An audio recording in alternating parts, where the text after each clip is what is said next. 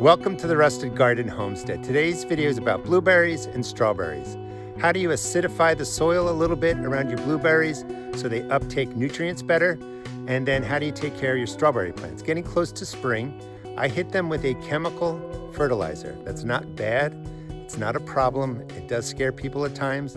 Everything is a chemical. In this case, I'm using a water-soluble chemical fertilizer to give the strawberry plants everything they need to really get off to a great jump.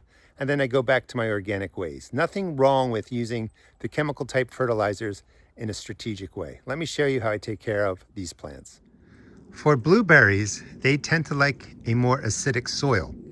Here's the problem. When you buy, and in this case I'm using elemental sulfur or just plain old sulfur, this brand right here, don't recommend it, don't not recommend it. It's just fast acting sulfur.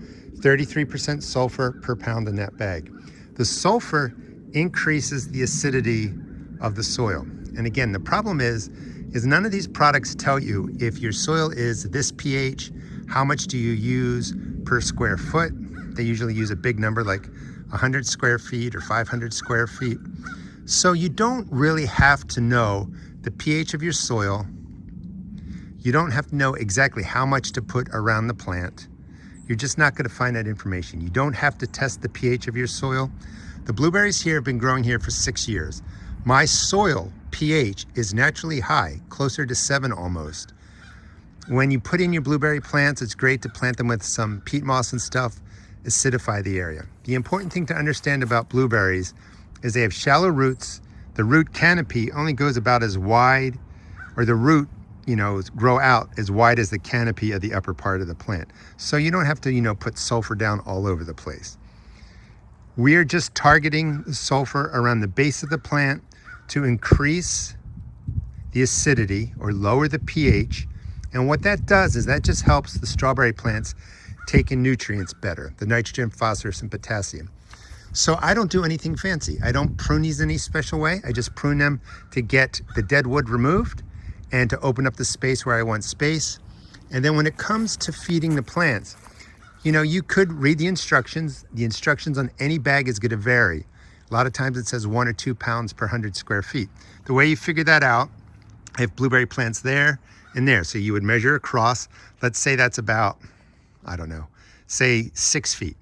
And then from the end of my strawberry row, coming all the way down to here, let's just say that's 20 feet. 6 times 20 is 120 square feet. And then you would sprinkle down the 1 pound, 2 pounds, or whatever your instructions say into this space, if you want to follow the directions. I will throw the conversion for metric up on the screen. What I like to do is I like to keep it simple. So I have, a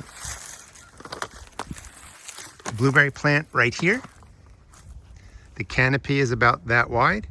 I would go down, and then I'm just going to sprinkle some sulfur around the base and in between. A plant there, a plant here. If you're interested, this is the brand I'm using. Again, don't recommend it. Don't not recommend it. It was just fairly inexpensive, and it's 35% sulfur. What it recommends is that you use 1 pound per 100 square feet. You increase it for acid-loving plants, but it doesn't talk about what do you want to raise the pH level to. So to keep it simple, I just reach in, grab a handful like this, and then I just sprinkle it right into the space. That's it. A handful goes around there. Then I would come in, put another handful right in here. Let me do that. Something like that. And I'm just dropping in the sulfur just like that. And I would do that in between all the plants. We can come right over here. Bigger canopy across there. Let's get that back in focus. Bigger canopy from there to there. So when I sprinkle the sulfur in to this space, I'd want to bring it out to the end of where the growth is. So I would put more down there. In this space, right in here, I'm going to just sprinkle the sulfur just around something like that. Now, these blueberry plants do well every year in a higher pH soil, at least 6.5, if not closer to 7. A lot of times you'll read blueberries like a pH below 6. I don't pay any mind to that.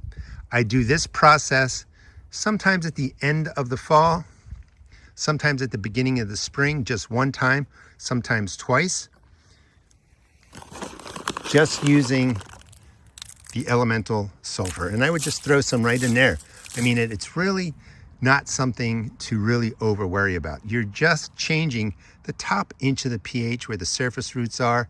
That will help the blueberry plants bring in the nutrients. The other thing that I do, so I may do this in the fall, may do this, late winter, spring with the granular like I just showed you. And then I usually buy Mere Acid.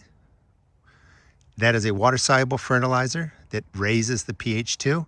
I just follow the instructions, and then every plant around the canopy space, whatever, like there's the canopy, down to here, and then all the way around, so that I'm watering the ground even to the width of the canopy. Soak it in with about a gallon of the water-soluble fertilizer that is an acid increaser or pH lower. And that's all I really do. I'll do that, probably in April or something like that. Today's February 22nd. I like to put the elemental sulfur down, the granular sulfur down now. Let it rain, let it get wet, let it work its way into the soil, change the pH a little bit. Nothing fancy. Again, I personally don't over worry about exact measurements. I put down the fertilizer like I just showed you, and the plants do really, really well. I'm going to give my strawberry plants a chemical water-soluble fertilizer. I'm using Plant Expert. They're all basically the same. The chemical types are usually like a 24, 8, 16 NP and K. Ingredient-wise, the only real difference between organic and chemical fertilizers are the chemical fertilizers are made by people. They're not synthetic, they're not fake. They're synthesized. So people do chemical reactions with different elements. They come up with nitrogen, phosphorus, potassium in different forms. This has magnesium, iron, all kinds of different things in there. And I like using it for plants in containers. The microbes, the soil structure is very different than what's in the ground. So I like using the chemical fertilizers one time, maybe twice, in my containers, in my vertical planters, because I want to give the plants everything they need to really get off to a great start. And the chemical types do that. If you don't want to use the chemical types, I understand. Go ahead, use fish emulsion. I use AgroThrive. That's a great organic water soluble. You can find that in my video description. And I use that predominantly throughout the season. But for waking up the plants, go ahead and use the organic if you want. The chemical fertilizers, I think, are better. They're going to give your plants everything you need. You can see, again, today's February 22nd. The ground is still frozen, like I can't even get in there. Theoretically, you want to wait till your ground thaws so that when you put in the water soluble, it soaks into the container. That's what you're really trying to do. This is going to be thawed, in a couple of days. If you, brush it, that's fine. It's all going to work out. But theoretically, you want this to be not frozen so the water soluble sinks in.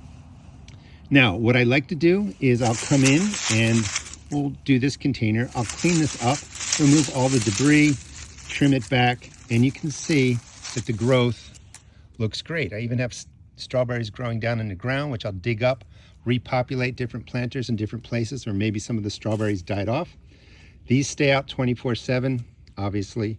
So do my vertical planters. I'll show you those in a second. And strawberries can take extreme temperatures. It got down to 8 degrees Fahrenheit. I will throw up Celsius on the screen. And these plants survived, and they were frozen for weeks. We had freezing temperatures at night, freezing temperatures during the day. Strawberries are really resilient. I like to wake them up late winter, early spring, using a basic chemical fertilizer. Just follow the instructions. I'll show you how I do it. I cleaned out the container, and a couple of things. When you're doing this, you're going to find little strawberry crowns. Again, these guys can take really cold temperatures. Drop them in a shallow plate of water, bring them inside. Probably in about 5 to 7 days, the ones that are viable are going to root out. You can grow them in water for a little bit, then get them into a little container with some soil. You're going to have strawberries that you can propagate and put into other places. But you can save, the crowns like that. Just drop them in water, bring them in where it's warm, and they'll do their thing. So the container looked pretty much like this. cleaned everything out. By removing the leaves and the debris, you remove places where snails and slugs can hide. There's probably about 15 plants in here. And as you're going through, and again, it's February 22nd, you want to do this in March, beginning of April, you're going to find some crowns that came out of the ground. Just slide them back in, pinch some soil around it. Don't bury them too deep. You want the tip of the crown above the ground. I have plenty of videos on that, so you don't, suffocate the plant and it'll die off. But you can see how they're all sending up leaves. Things look really good. I'm just going to hit this with the water-soluble fertilizer. I want to do it in real time. 1, 2, 3, 1, 2, 3, 1, 2, 3, 1, 2, 3, 1, 2, 3, 1, 2, 3, 1, 2, 3. Quick count. That's all you have to do with the water-soluble. Again, it can be organic, it can be the chemical type. I do recommend at least once using the chemical types for your containers. Brings in everything they need. The strawberries will do really well. And it's also much higher in nitrogen, and that is what the plants want. A lot of nitrogen for leaf growth. Chemical fertilizers are great for that. Then go back to your organic ways. So this container is set up, and I would go through the garden, do all of my strawberry containers this way. Next, I hit my strawberry vertical planters. These are made by GreenStalk Garden. I've been working with them for 8 years. Highly recommend them. Check out the video description for links and a coupon. Same thing, I am looking to see how stuff is growing, and the strawberries are all coming in. So I will go through, we'll do this tier and just trim the plant back. I'll remove any dead leaves. You're just looking for growth coming up, like right down there where my finger is. Leaves are going to be coming. Last year, I did a video on refreshing the container soil. I don't have to do that this year. I refresh the container soil every 2 or 3 years. So this year, I'm just waking them up with the water-soluble fertilizer. Again, they look good. Cut everything back. Any extra plants will end up getting tucked into other pockets that I didn't use last year. And you get the general idea. I have some containers in there. Those plants are all going to be used for propagation. They will get hit with the water-soluble fertilizer, but I may not clean them up because I'm going to be moving the plants. So let me set up some of the tiers here on the vertical planters, and I'll show you what I do with those. This process is to really clean up your containers, vertical planters in this case, and take them from looking something like this, remove all the debris, clean it up until they look, just like that. Something pretty basic. Going to hit them with the higher nitrogen chemical water-soluble, get them off to a great start. Later on in March, early April, when everything is not frozen, maybe some of the pockets are a little bit too deep, I will put a shovel into there, lift it up, add in some compost, organic matter, and raise the soil level if I need to. But we're going to go from, a pocket that looks just like this, just remove all the debris. You're just looking for a little bit of green growth, so it looks like that. Hit them with the water-soluble. We'll do that now. And again, it's just 1, 2, 3, 1, 2, 3, 1, 2, 3, 1, 2, 3, 1, 2, 3, 1, 2, 3. For the pockets, yep, 1, 2, 3, 1, 2, 3. And they have everything they need to get off to a great start. If I needed to refresh the soil, I would still do this. The chemical fertilizers, the organic fertilizers, the water-soluble will still be in there. But again, I did that last year. So all I'm looking for is to get these off to a great start. Maybe add in some soil, compost if I need to, come later March, April. But these strawberries are going to get off to a great start. And just one more word on the blueberries. What we did today was put down elemental sulfur, and there's actually some calcium in there. We didn't actually fertilize and feed the blueberries. We're just trying to raise the soil pH. And again, if you subscribe, I'll show you basically how I take care of them. But really, to be honest with you, it's throwing down organic granular fertilizer around the base. And like I said earlier, I hit them with a water-soluble fertilizer that helps raise the acidity of the soil. And that's all I really do for the blueberries, and they do wonderfully well. I mean, these are all nice and green stemmed. They're alive, starting to bud in some areas. You know, you don't need any kind of fancy care, I don't think, for blueberry plants. You know, just give them the minimum and they're gonna do okay. Thanks so much for watching. Please check out my seed shop at therustedgarden.com.